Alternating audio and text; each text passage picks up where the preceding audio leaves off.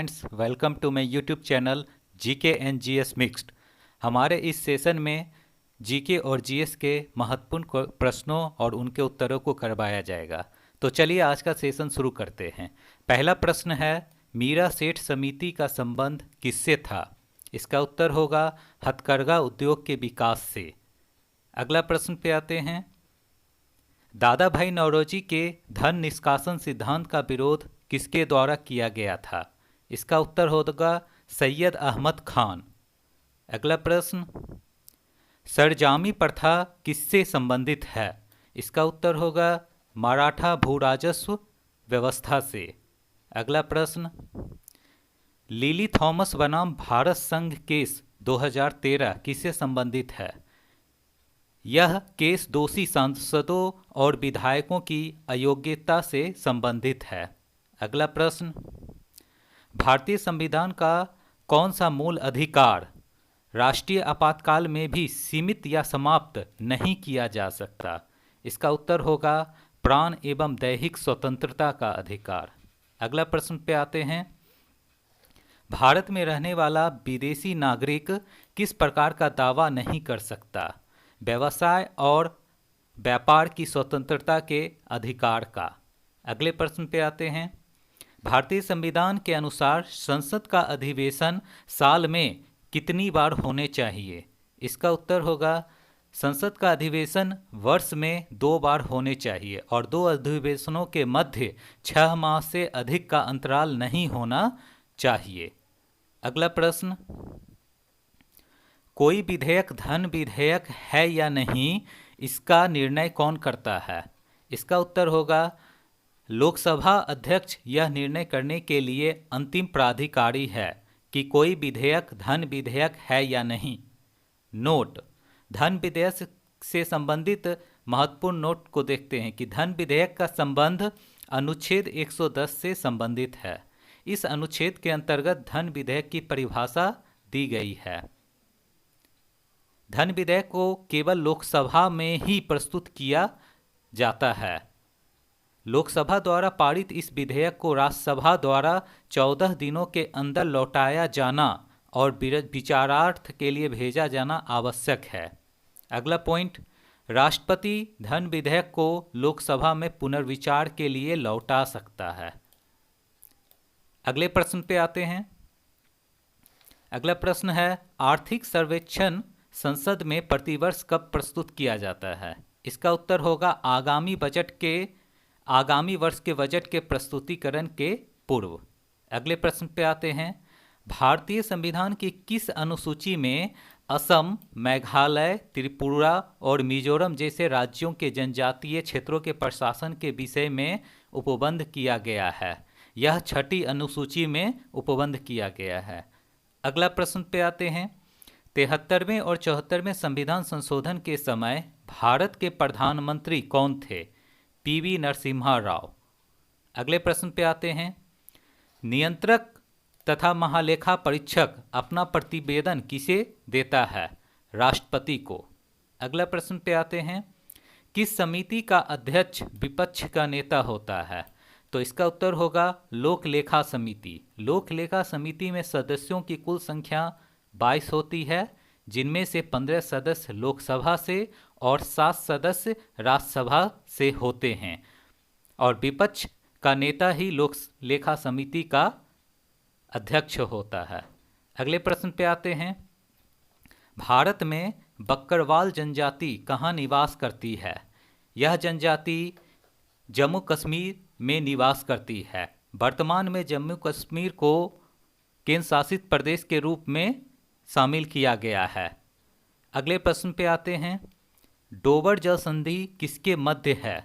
यह जल संधि इंग्लिश चैनल और उत्तरी सागर के मध्य स्थित है। अगला प्रश्न पे आते हैं, ब्रिकी फील्डर जो कि एक स्थानीय पवन है, यह कहाँ बहती है? यह स्थानीय पवन दक्षिण ऑस्ट्रेलिया में बहती है। अगले प्रश्न पे आते हैं, सम्राट अशोक का एकमात्र उत्कीर्ण शिला चित्ररूप कहाँ पर पाया जाता है? इसका उत्तर होगा कनगनहल्ली में। अगले प्रश्न पे आते हैं, वेलिंगकोडा समूह किस पहाड़ी का संरचनात्मक समूह है? बेलिंकोडा समूह पूर्वी घाट का पहाड़ी का संरचनात्मक समूह है। अगला प्रश्न पे आते हैं, भारत के संविधान का कौन सा एक संशोधन संघ शासित प्रदेश दिल्ली को दिल्ली राष्ट्रीय राजधानी क्षेत्र में संपरिवर्तित करता है? तो इसका उत्तर होगा 69वां संशोधन। अगले प्रश्न पे आते हैं, किस देश को दुनिया में कार्बन नेगेटिव देश के रूप में भी जाना जाता है? इसका उत्तर होगा भूटान।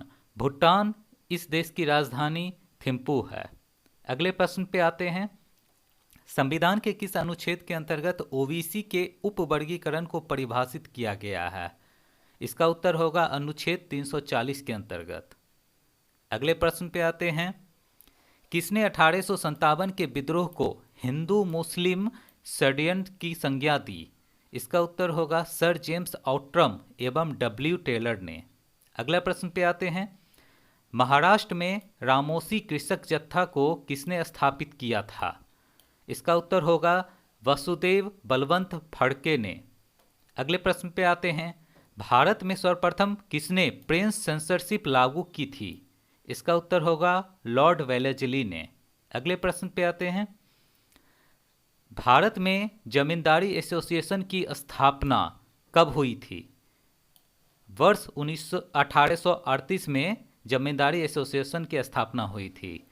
नोट, जमींदारी एसोसिएशन का लैंड होल्डर सोसाइटी, जमींदारी एसोसिएशन को लैंड होल्डर सोसाइटी के नाम से भी जाना जाता है। इसका गठन जमींदारों के हितों की रक्षा के लिए वर्ष 1838 में किया गया था। अपनी शिकायतों के निवारण के लिए इन्होंने संवैधानिक प्रतिरोध के तरीकों का इस्तेमाल किया। अगले प्रश्न पे आते हैं। अगला प्रश्न है, रिंग ऑफ फेंस नीति का संबंध किससे है? यह संबंध वॉरेन हेस्टिंग्स से है। अगला प्रश्न, पशु चिकित्सक से संबंध प्राचीन काल का एक अति महत्वपूर्ण ग्रंथ हस्त्यार्युवेद के रचयिता कौन थे? इसका उत्तर होगा पालकप्य। अगले प्रश्न पे आते हैं, भारतीय संविधान का कौन सा अनुच्छेद यह निर्धारित करता है कि राज्य के नीति निदेशक तत्व या सिद्धांत किसी न्यायालय द्वारा लागू नहीं किए जा सकते? यह अनुच्छेद 37 में वर्णित है। अगला प्रश्न, राज्य विधानमंडल में प्रस्तुत किए जाने वाले धन विधेयक की परिभाषा का वर्णन संविधान के किस अनुच्छेद में है? यह अनुच्छेद 199 में है। अगला प्रश्न, भारत का कौन सा द्वीप पड़वालों द्वारा निर्मित है? इसका उत्तर होगा लक्षद्वीप। कुछ अन्य महत्वपूर्ण प्रश्नों के उत्तर को देखते हैं। पहला है, कटौती प्रस्ताव भारत के संघीय बजट से संबंधित है। अगला पॉइंट, पंचायती राज व्यवस्था का संबंध ग्रास रूट डेमोक्रेसी से है। अगला पॉइंट को देखते हैं, भारत का पहला ग्रीन रेल कॉरिडोर रामेश्वरम एवं मानामदुरई के बीच शुरू हुआ था। अगला पॉइंट, अंतर्राज्यीय नदी जल विवाद अधिनियम 1956 के तहत कृष्णा नदी जल विवाद न्यायाधिकरण की स्थापना की गई थी। अगला पॉइंट को देखते हैं, विज्ञान की शिक्षा के लिए Indian association for the cultivation of science की स्थापना वर्ष 1876 में की गई थी। महेंद्र लाल सरकार इसके संस्थापक थे। यह भारत का प्राचीनतम शोध संस्थान है। अगला पॉइंट, दादा भाई नौरोजी ने इंडियन नेशनल कांग्रेस का नामांकन किया था। अगला पॉइंट, वर्ष 1940 में रेडिकल डेमोक्रेटिक पार्टी का गठन एमएन राय के द्वारा किया गया था। अगला पॉइंट, नील आंदोलन का समर्थन करने वाले हिंदू पैट्रियाट के संपादक कौन थे? गिरीश चंद्र घोष। अगला पॉइंट को देखते हैं, द इंडियन नेशनल कांग्रेस वास्तविक जनाधिकार वाली राजनीतिक पार्टी वर्ष 1920 के नागपुर अधिवेशन के पश्चात बनी थी। अगला पॉइंट, सेवाइल की संधि वर्ष 1729 में ब्रिटेन, फ्रांस और स्पेन के बीच हुआ। इस संधि पर हस्ताक्षर कर 2 वर्षों से ब्रिटिश स्पेनिश युद्ध को समाप्त किया गया। तो thank you for watching guys.